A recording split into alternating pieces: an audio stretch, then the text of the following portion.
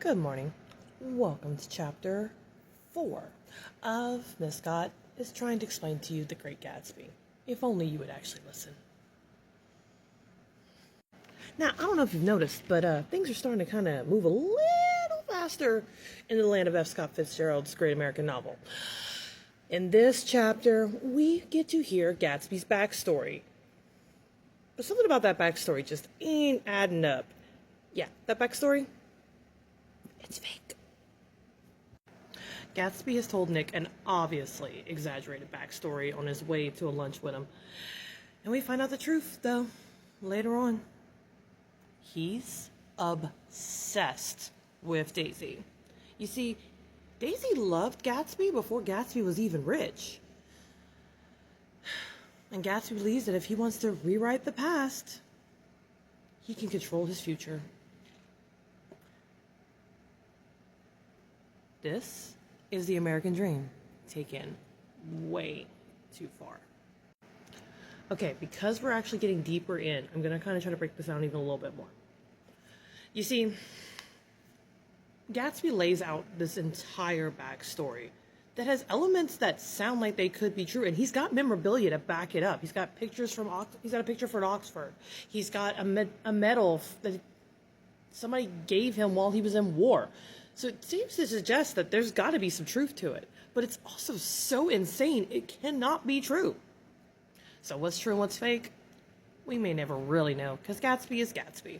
But it's suspicious to say the least. And then Nick learns from Jordan in this same chapter the story she found out from him at that party in chapter 3, and a realization that Jordan actually kind of knew Gatsby as well. Because we learned in chapter 1 that Jordan and Daisy grew up sort of together, or at least high school years type and early college years ages wise, in Louisville together before World War I.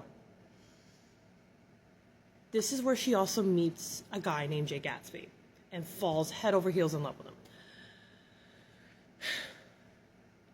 She promises, yeah, I'm gonna wait for you.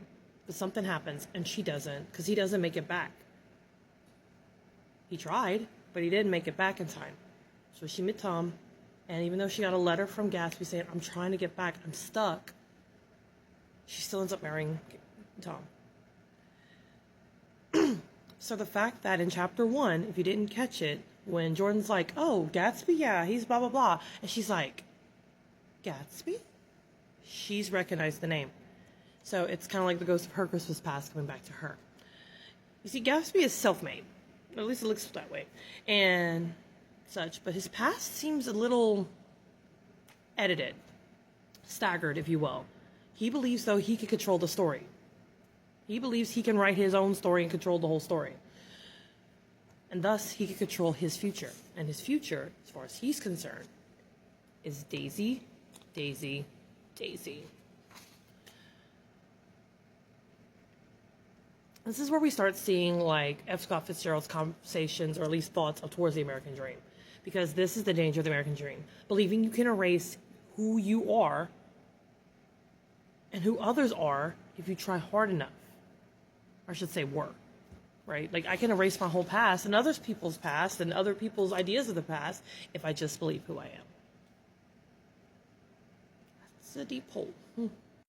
And there's one other secret. Jay Gatsby wants Nick to invite Daisy over for tea so that he can reintroduce himself.